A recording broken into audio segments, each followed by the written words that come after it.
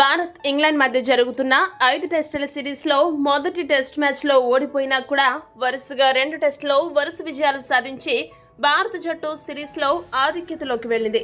ఈ మ్యాచ్ లో భారత opening batsmen Yashasvi Jaiswal double century సాధించడంతో భారత జట్టు తిరుగులేని విజయాన్ని సొంతం చేసుకుంది.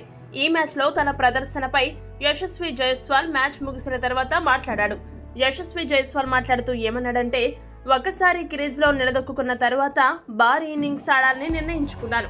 టెస్ట్ క్రికెట్ లో ఎప్పుడు ఏం జరుగుతుందనేది ఎవరూ ఊహించలేరు. మొదట్లో ఇక్కడ పరుగులు సాధించడం కొంచెం కష్టమైంది. ఎప్పుడైతే నాకు ఆత్మవిశ్వాసం పెరిగిందో ఇక అక్కడి నుండి పరుగులు సాధించడం మొదలు పెట్టాను. ఎక్కడ షాట్లు ఆడితే పరుగులు సాధించగలం అన్నదానిపై నాకైతే స్పష్టమైన అవగాహన ఉంది. కొద్దిసేపు ఉన్నాక నాకెందుకో వెన్నులో నొప్పి మొదలైంది. అలాగే నొప్పితే ఆడి వికెట్ చేజార్చుకోలేను కదా, అందుకే విశ్రాంతి తీసుకోవాలని నిర్ణయం తీసుకున్నాను. ఎప్పుడైతే మళ్లీ తిరిగి క్రీజ్ లో అడుగు పెట్టానో అప్పుడు నాపై నాకు నమ్మకం పెరిగింది. ఎంతసేపు వీలైతే అంతసేపు బ్యాటింగ్ చేయాలని నిర్ణయించుకున్నాను. అలాగే వీలైతే చివరి వరకు క్రీజ్ లో ఉండాలని బలంగా నిర్ణయించుకుని బ్యాటింగ్ కొనసాగించాను. పిచ్ పై వేగంగా పరుగులు సాధించే అవకాశం అయితే లేదు. ఎక్కడో అది ట్రిక్కీగా అనిపించింది.